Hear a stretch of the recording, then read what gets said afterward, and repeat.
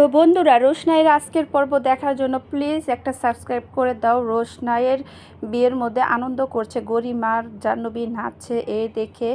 তো মিনি বলল যে ঢং দেখে বাঁচি না, একটা মেয়ে বিদায় হচ্ছে এই বলে আনন্দে ওদের নাচ কত। ওর মা ওকে শাসালো, বললো মিনি এইসব কথা বলে না, তোমাকে বলেছি না এইসব পাকা পাকা কথা বলবে না। তখনই ছোটদার কাছে বললো, ছোটদা দেখ রোশনাই বিদায় হচ্ছে বলে ওরা কত আনন্দ করছে। তখনই গরিমা বিচার দিল, মিনি তুমি এসব কি বলছো? তখন আবার সুরঙ্গমা বলল, কিছু মনে করো না, মনে করো না আরণ্য, যে তোমার বোন এটা একটা বেয়াদব, কোনো কিছু শিখে নেই, করেনি। আমরা জানি ওই কীরকম, কিন্তু বাহিরের মানুষ যদি এসব কথা শোনে তাহলে কি মনে করবে বলো তো?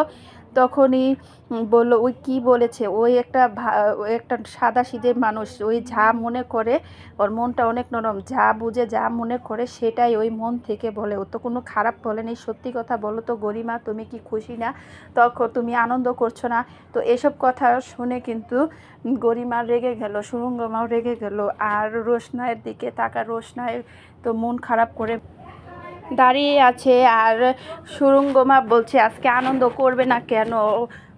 রোশনাইকে এত সুন্দর একটা ভালো একটা বর জোগাড় করে দিলাম, ছেলেটাকে কত কষ্টে জোগাড় করে দিয়েছি। এরপরে রোশনাইয়ের যখন বিয়ের পর্ব শেষ হবে তখন গরিমা আর তোমার বিয়ে হবে আরণ্য, এতে তো গরিমার আনন্দ করা সাজে। তখনই আরণ্য আর রোশনাই দুজনের দিকে তাকিয়ে রইলো। আর তনুজা বলল আর জাহ্নবী চোখে চোখে ইশারা করলো, বলল যে এখন তাড়াতাড়ি করে হলুদের পর্বটা শেষ করো। তখনই আরণ্যর মা বলল ঠাম্মিকে যে এখন হলুদের পর্ব শেষ করে দিই মা, ওনারা তো বেনারসে তো এই নিয়ম মনে হয় নাই, তখন তো আমরা অপেক্ষা করলাম, হলুদ তো নিয়ে আসলো না।